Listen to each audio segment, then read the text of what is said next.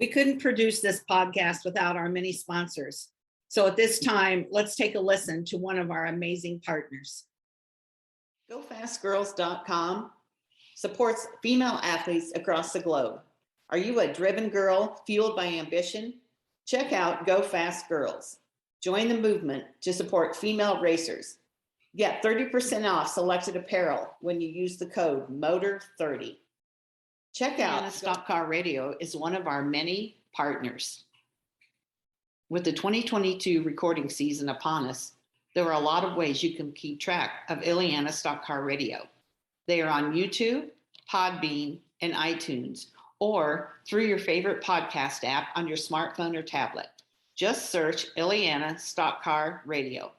If you're interested in contacting them, you can find them at ileanastockcarradio@gmail.com. Again, that's ileanastockcarradio@gmail.com.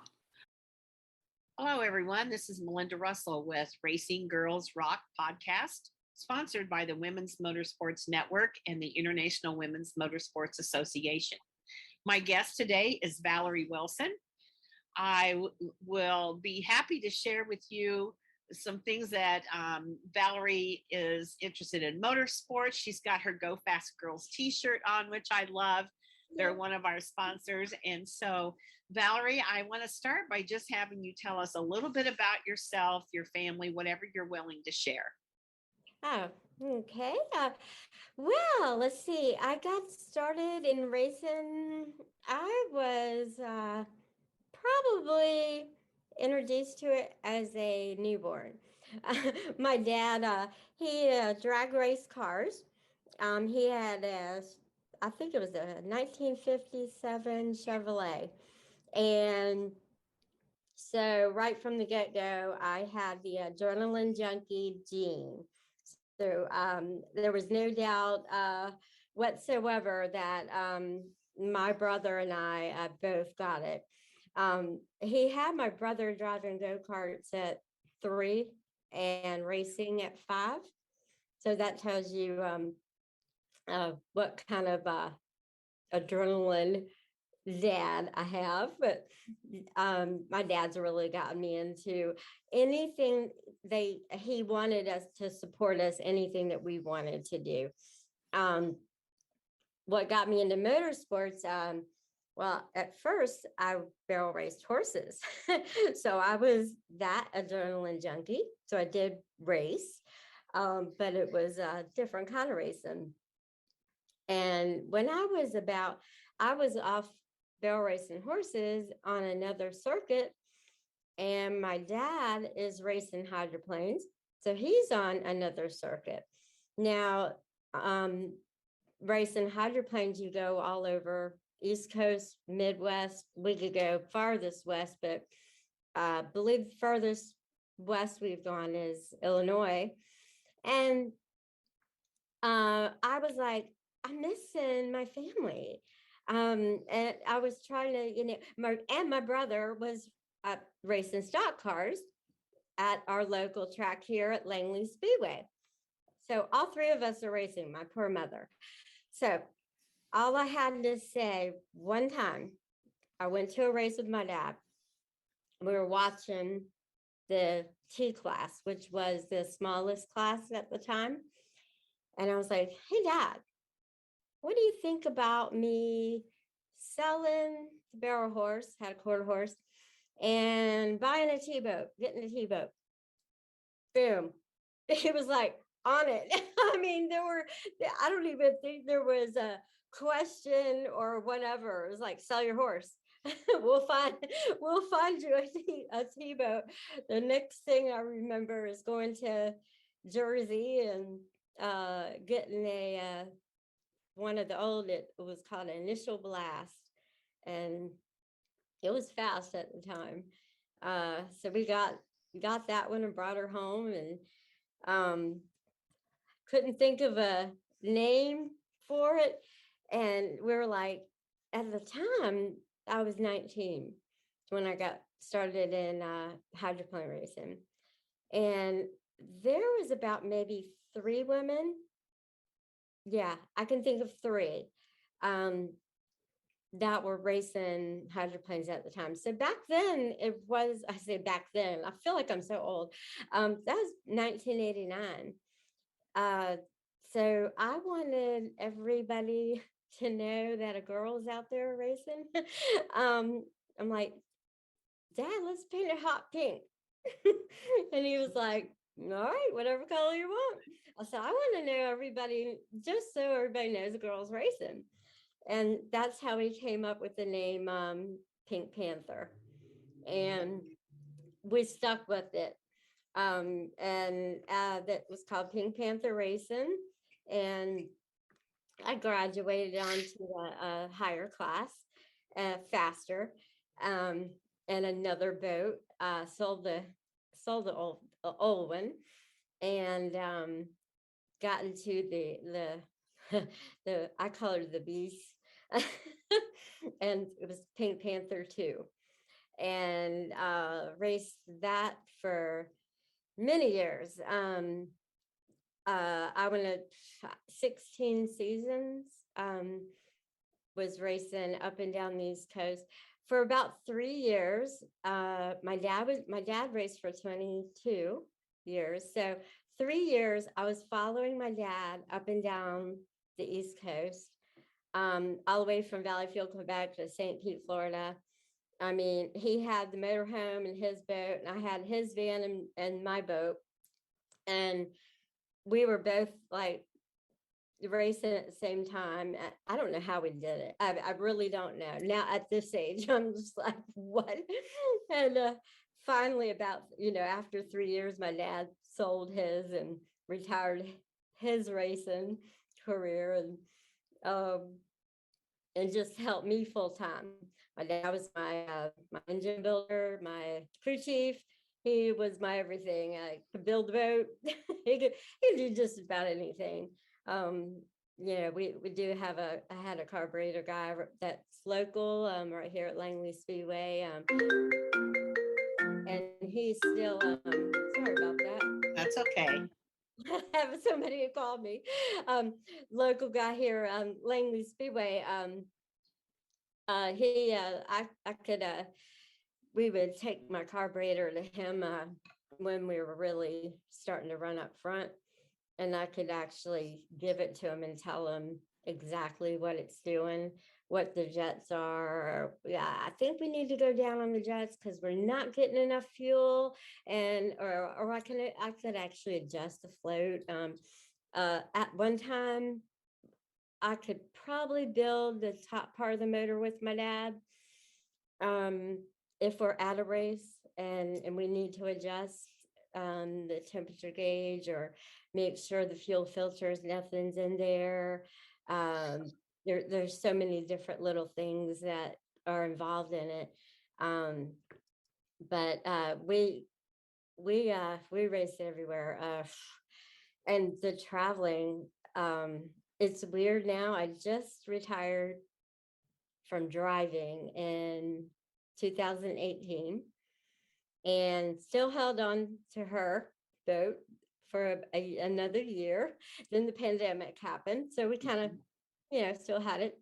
Yeah. And uh, we decided, me, Dad, I don't think he was ready. It's in his garage, but he wasn't ready to let it go. But I'm just like, Dad, let somebody else enjoy it, have Yeah. fun. Yeah. Let it, and that we like, to have another wet boat out there, and to increase, the amount of boats on the course. So wet boats on the course. So Yeah. that's really cool. But yeah, we drove from Valleyfield, Quebec. That was a fun race. That was, I would say, one of the biggest races that, as far as like 100,000 people would show up. It was unbelievable back then, or still now. And like the whole town shuts down. Everybody comes to the races. Yeah. when you're driving by, you wave, and literally it's like a seawall of waves coming back at you. I mean, it's it it's just amazing. The water's pretty choppy up there, so if you get a win or do kind of well up there, you're doing well. Um, but yeah, we ran for we were running for national high points really rigorously, like 2 years in a row. And that means you have to go like every single race. You've got to try to beat the person that's going for number one, too. And I had one guy on the East Coast, I had one guy on the West Coast I was trying to beat. So I was like right in the middle. It's so funny. Yeah. And came in second both years, but that's okay. And I thought, for a girl, and I kept saying that, for a girl, that's not too bad. But what the only I will tell my story. The year that I really tried going for number one was, and I no fear whatsoever, none. Now I think about it, I'm like crazy. Um, Yeah. I flipped it. What we were going is 9 of us out on the course going into turn one. I got lane one, and because we're timed on the course, we have like 10 minutes to warm up. And then everything is calculated and timed perfectly. So you have to pick your lane. And of course, the inside lane is the shortest way around the course. So my dad like drilled that in my head, like from a young age, right when I started, get that inside lane, get that inside lane. And I always drove in traffic. Like I always, when I started, I always had 12 of us on the course. There were always 12 of us. And that's what I strive for. 12, I mean, getting that inside lane. So when I was going to when I was in this accident, going for number one, it had the inside lane. Yeah. And on the Ohio River, it was pretty nasty. Um, Rollers everywhere, and there were 5 of us, 9 of us. I'm sorry, and the guy I'm trying to beat, he's out this way and comes in and goes around. So I hit his roller, and it just blew over, and so I missed that. Thank goodness, I was okay after I came to and got myself out. A guy clocked me. I was underwater, minute 30 seconds. And I was Gosh. like, I know, right? I came up gurgling. I think about it now, and I'm like, oh God. Scary. Yeah, like the PTSD comes back, and you're like, Uh-huh. where did that come from? Yeah, Yeah. oh yeah, you almost drowned. Yeah. It's like, But Yeah. at the time, we're trained on how to get out because we're in a 5-point harness. We've got our life jacket on, helmet, Yeah. neck collar, everything. And our safety team on the East Coast is number one everywhere, all over the United States. Well, we were Midwest and when this happened, and they don't come to your boat until all the boats on the course stop. And of course, I was running up front, and I was like, I came to, and I got myself out because of the training Uh-huh. that I got from the East Coast Rescue Region 4 And Rescue thank Team. goodness for that. And yeah, Kenny Smith, man, I like owe my life to them. Yeah. I mean, he told me, just tuck your head under. I'll never forget that. Tuck your head under and push as hard as you can, because you have to actually go up underneath the Yeah. boat, because you have the flotation also Right. in your Right. life jacket. And Yeah. it felt like 20 minutes. I'm sure it did. Yeah, but boy, I came up and was like, okay. And I'm swimming around going, where's rescue? Like, Yeah. yeah, I just wanted to let it was a 16-hour drive out there. And usually, Mom, didn't come to that far of races. She Uh-huh. usually only went to the 4 to 6 hour away. Yeah. She was there. Yeah, Um, of yeah, course. of course. Well, probably there for a reason, and when you look back, it's like you're glad maybe she was there. So, yeah. That is so true because I do remember I, I had blown out 2 holes in the boat, so it blew out um 2 big holes and it was upside down. So my dad had attended that. Um, Yeah. and So I what do was you do? What do you do when that happens? You're pretty much done for the weekend then, or yeah, yeah. I mean, that's a big unfortunately, deal. yeah. I of course the egotistical me and the racer, I'm in the ambulance and I'm like, I'm fine. I'm not going to the hospital. I'm good. Yeah, I didn't break anything, so I was good. Because Right. the necklace, I never wore a necklace after that. Was embedded kind of in my neck, but Oh, other than that, the next day pneumonia set in. But oh, I was in the ambulance, and I do remember looking over, and there was my mom, and that was really really special to have her right there. yeah, My dad was down, yeah, with the boat. But yeah, we lost the points that weekend. yeah, And the cool part, this cool part. Well, we missed the following weekend because Dad's patching it up. We had 2 big holes in it, and we go back out in Ohio, Rocky Fork, Ohio, and I'm running up front, and I'm like, talking to myself, going, Valerie, you're okay. You're okay. And uh-huh, then I'm looking at the flags and all the green flags still on the race courses. I'm making sure I'm like, are you serious? Are you really? And everything's running up front because it's pretty, your reaction time has to be fast and we're going yeah, fast. Not, 90 plus 90 average speed. And um, I won all weekend and won my first that was the North American Championship. So that yeah, 2 weekends after I flipped. So I yeah. was So it's true that what we always hear, you got to get back on the horse, and in this that's case you got to get back in the boat, because if you don't, uh-huh. the longer you contemplate the accident or what happened or what could have happened, then you start thinking about all that. So getting right back into it was probably the best thing that could happen to you. Yeah, for sure. My dad, yeah, he's always taught me, and my brother, and they've always said anything if I had an accident or something, Yeah, suck it up.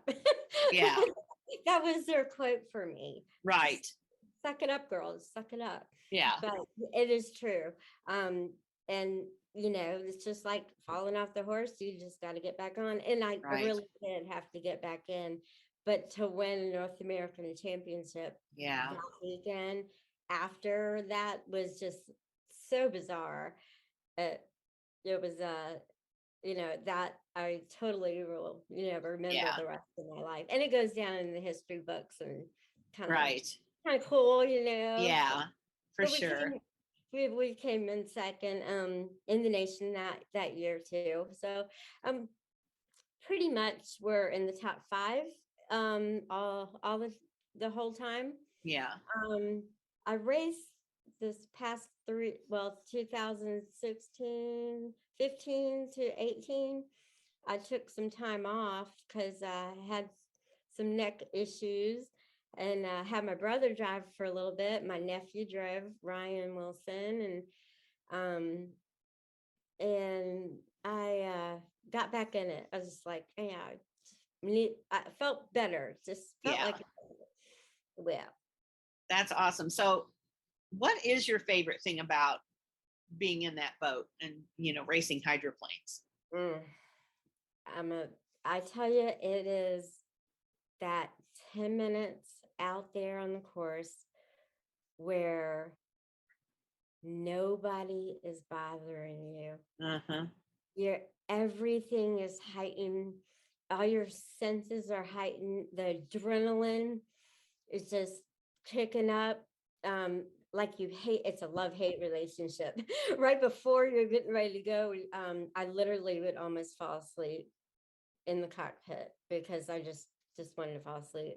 Um, but once you got up on plane, it was like the best feeling in the world. I mean, I had no other way of letting that release go Uh-huh. when I quit. When I Right. literally had to retire, I'm like, what am I going to do now to, So you know? what are you doing? How did you replace that? Well, I I knew I was going to like kind of stop driving, but friends of mine were on a stock car racing team, a late model race team at Langley Speedway, and I would always stop by their pits and hang out with them, and I would take pictures and stuff. And I started co-hosting Let's Talk Racing with Roger Brame. So we started doing that. So I started getting to know all the drivers, and because I would recruit them and have them come on the show. Mhm. And then I'm like, hmm, no, I started hanging around my friends more around the late model race team. This certain race, Danny Edwards is late model race car. And soon enough, he's like, well, I'll be darned. Valerie's to wipe down the car and she's doing this and that. And I'm like, they have no idea the knowledge I have. And Uh-huh. they don't know what, I know how to change the jets and the carburetor. Matter of fact, his motor guy is a boat racing. He builds most of boat racing motors, but that's his engine builder. And Okay. he had to take the carburetor out one night, and he's like, "You know how to do this? Come here." And yeah, and I'm like, yeah, it was pretty cool to help him. Yeah. Instead of like a little carburetor like mine, he had the big, big. Okay. Yeah, but Yeah. it was really neat. But I am on that late. I've been on his late model race team now for this will be the 5th year. Okay.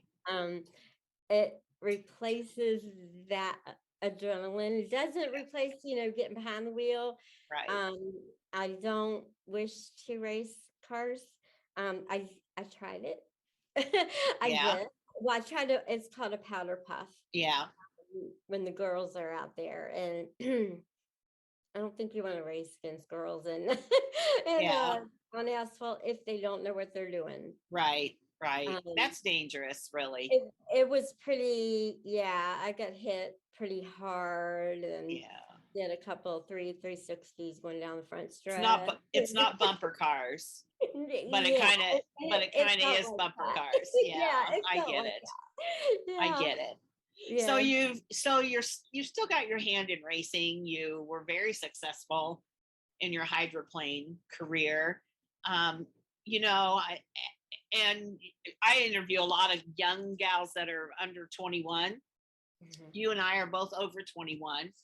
So what kind of what kind of legacy have you left racing, as a woman, showing other women that they can do it? What would you say your legacy is? Well, I would hope that, well, I still do it now. I at the Speedway, I like to help the young girls, um, even just to support them, Yeah. to if they need mentoring or just to go over, and I know what it's like to be in a man's world racing. Yep. You, no matter what, you can come to me with anything. Um, it's hard because all eyes are on you. No Yes. matter what, a woman racer will have 20 more thousand people, million eyes on you than that guy will. So Well, you're and a lot of that too is because there's so many guys, that's and exactly so the having the eyes on the woman, you kind of pick her out from the crowd, and it. then I think a And lot of people look at the woman on the track to see how is she going to react when she's racing against the men? What happens if she does get hit? Right. Does she cry? Does she get out of the car and have a hissy fit or whatever, Yes, they critique them pretty bad at the racetrack. I've noticed that a lot. And they can, push the girls, or well, try to push the girls out. Yeah. And, it's like when I got started, they were pretty easy on me the first year. And then when I started winning, they were like, right. Yeah, screw that. They'll do whatever. Yeah, they well, can. And especially, yeah, you're right. The more successful you are as a woman, the less likely that you're going to be given any kind of slack. And really, you don't want that. You want to be treated just like everybody else when you get in the boat, the car, the truck, whatever you're racing, But I do like the fact of helping younger girls and helping mentor girls. I've helped a girl that's matter of fact, I have her she raced trucks, and I'm not sure if she's going to go into it's called a limited division. So she does have the race car and she's tried it. But I'm not sure if she's going to be running it this season. But one of my favorites right now is she's Riley Rondeau. Oh man, she's just I just love her to death. She's 9 years old, and 9 or 10.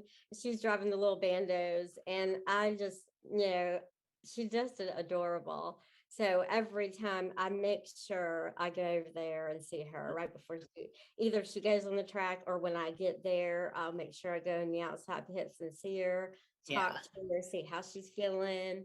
And she's always just like, I'm good. She's got sportsmanship of the year. Awesome. So, yeah, it was really like awesome that she had a pretty bad wreck. And right where in the turn I was standing in, and I think about it now, and that bothered me. To know that she was out there. I can't imagine the moms. Right. It is hard. Yeah. But the moms in the racing, wow. I mean, I've got to give them a lot of credit. Right. I mean, dads too. Yeah. But mostly them, I've got to give it over to the moms that stay cool.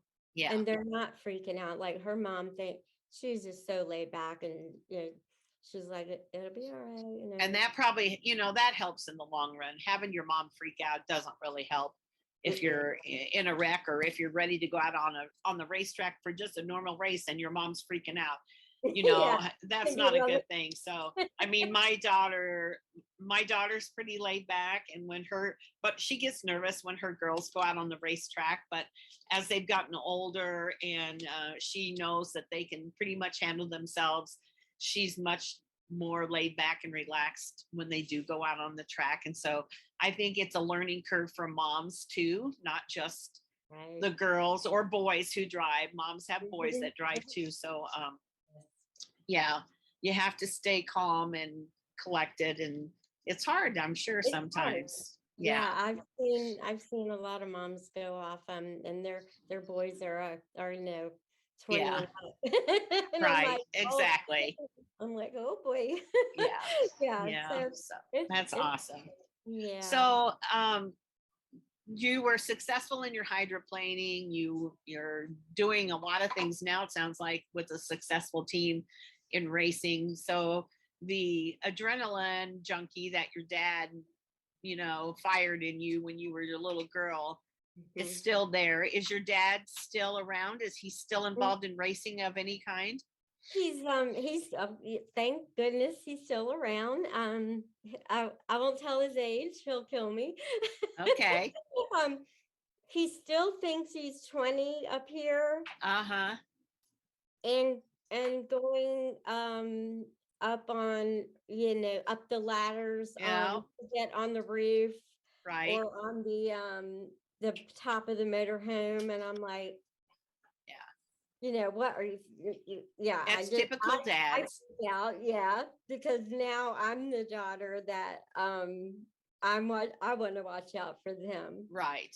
And then And does your brother still race? he doesn't race anymore. He has Okay. a demanding job that takes all of his time, but he did Okay. race for quite a while. Um, he won a championship one year, Yeah. so that was That's pretty awesome. cool. You had Yeah, a you had a good family time, with your brother, your dad. yes, Lots of good memories of your racing. And what I think of is, my son was actually the person that got our family into racing. And I think about all the things. We have so many good memories from having fun at the racetracks or different places that we traveled to, and just funny things that happened. And those are things that nobody can take away from you. And I think, racing gives families the kind of, you're more cohesive, you do more things together as a family than a lot of other sports do. Because, like my son played baseball in the summer, my girls played basketball. Those are not things that the parents and other siblings can actually really help with or get involved with. You're just a spectator or supporter. Where mhm, racing, you can, even as a little everybody. kid, Mhm. you can find a job for your son or daughter or whatever, even if it's scraping tires or wiping the car Yeah, down or run whatever. the car down, or yeah, Yeah. And so I think racing is a sport that can bring families together and keep them together longer. And you also see the generations that race. It's, dad raced, I race, very my much kid so. races. And it just Hmm. goes generation to generation, where you don't see that necessarily in other sports. And so That is true. that's, And that is so true in hydroplane racing. Unbelievable. yeah. How I grew up with the guys that we were, 9 years old, and they're still in racing, or Hmm. they're actually retired, but Yeah. still working on their hydroplanes, and their kids are racing, and their kids are having kids. And Right. I'm like, wow. It just And keeps going. it just keeps going down the line. Yeah. I love it. The family, yeah, the boat racing family. I mean, they are like a second family to Oh, you. yes, for sure. Um, and it's amazing because Langley Speedway now they're becoming like my second family now. Uh-huh. I'm not traveling and doing the boat racing anymore, and kind of want to stick with, the Langley Speedway. And it's just so many great people out there. Right. And it's a totally different vibe too. It Um, is. yeah, it's totally Yeah. different, but Yeah. I love it. So Yeah. have you started racing yet at Langley, or is it coming This, soon? this weekend is our opening weekend. Okay. Uh, All um, right. so that is good. Yeah. Yeah, That's going to I'm be excited. exciting. We'll hopefully have a good summer of racing all across the country. I hope the weather cooperates, and Mm, and yes, you that know, for sure. COVID's hopefully on the back burner for a while, at least as far as letting racetracks operate at full capacity and all of that. So I'm glad to see all that's back, and hopefully we're going to be back to full speed ahead with Yeah. racing. Yeah. And So we Valerie, is there anything I haven't asked you about that you'd like to share about yourself or your racing, or advice for women who want to get into racing? Anything at all? one thing if you make sure you wear your safety equipment, Yeah. and that is one thing that it's huge. That is just amazing, and it's amazing how it's gotten better and better. Yeah. That didn't sound like English, right? But the more as the racing has come along, like with the Yes. solos and the Indy cars, All the improvements they've made it to is the equipment. amazing. Yeah, unfortunately, my neck now is kind of screwed up just a little bit. Yeah, I can And imagine. I'm gonna have to have surgery, Yeah. and have that neck fusion done. But Okay. Well, I have a back fusion, so I So can you know, understand that. that's what So, you so you understand. know what? It is what it Okay. is, but And it's, I'm like, I did it to myself. yeah, My nickname is Valsky, and I used to also downhill like black diamond skiing. yeah, Skiing. So yeah, I was always that, whatever right. daredevil thing I would do. And you know what? There's nothing wrong with that. You have a lot of good memories from all of that. So that's awesome. I love that. So if we came to Langley Speedway, we'd find you at now. Inside the pits, at Danny Edwards Racing. Okay. Yep, number 26, and also his brother. He races as well, Greg Edwards, and he's the number 21 car. We'd Okay. be right in the middle, and yeah, come on out. Okay. That sounds awesome. Well, I really appreciate you sharing your story. It's a good story. It's a story that shows that, you had a lot of passion and you went for it. You didn't let anything stop you. And that's what, we want to show other women or other girls that you can look at a sport and I don't care if it's racing or football or what we might consider a man's sport. There are times that women can fit in just as well, either maybe even through coaching or refereeing or whatever. And so you've set a good example for women, and you've shown them what it takes to do what you did, and then you've left a legacy, and now you're helping and mentoring other young girls at Langley. And that's the gift that you have, Valerie, is that you're sharing your knowledge and your passion for motorsports. And so I appreciate that you are still involved and you take the time to do that. Thank you. That means a lot. It really does. I have no other way of life. Racing is my life. Uh-huh. I absolutely love it. I have 2 dogs and a cat. Okay. And a boyfriend, and I just still I can't get away from it. I Right. love my It gets in our blood, doesn't it? yeah, it does. I've been following Jimmy Johnson forever, and Oh, now yeah. I'm following him on the Indy circuit. So I went to Sure. Nashville last year. I was in Nashville last year You too. at the Music City? No way. Yes, I was. I had a blast there. I was in turn 11, I think. I was in turn 9. Yeah. How cool. Yeah. Oh my gosh, I wish I had known. I wish we'd have known each other then. We could have met up in person, but that was my first Indy race. Mine too. And we're going to the Indy 500 now in May. And so I'll have checked that off my bucket list, because the Indy 500 was on my bucket list. And so I'll check that off, and then, I'll go down the list and see what other tracks and races are still on there. But that's so cool. yeah, I'm looking forward to that. So, well, Valerie, I hope you have a good rest of the weekend and the rest of the summer. Stay in touch. I'd love to stay in touch with you. And as you find these young gals that you're mentoring, I'd love to, be able to feature them in the magazine or the podcast. Yeah. And so make sure you reach out to me and let me know about them and connect me with them, because we want to connect and celebrate women in motorsports. That's what we do at Women's Motorsports Network. So thanks again for your time, and I appreciate you being on the podcast. Thank you so much. You're welcome. Welcome to Racing Girls Rock Podcast, presented by the Women's Motorsports Network. I'm Melinda Russell, the founder and CEO.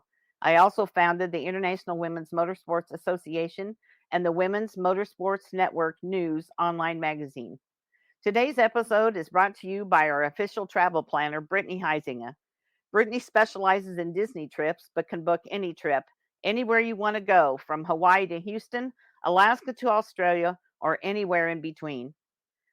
Last year, she helped over 100 families plan magical vacations to Universal Studios, Disneyland and Disney World, Mount Rushmore, Las Vegas, Cabo, Hawaii, Aruba, and Iceland, to name a few. In just her first year since joining the Smart Moms Travel Group, she's won the Rising Star Award, the Top Paid Agent Award, and won a rewards trip. She hit her sales goal, joined Team Fantasyland at her agency, became a Walt Disney World pass holder and Magic Key holder, and more importantly, has made lifelong friends. You can connect to Brittany on this Instagram at Travel with Zing or give her a call at 602-291-5144. Thank you for listening to the Racing Girls Rock podcast, brought to you by the Women's Motorsports Network.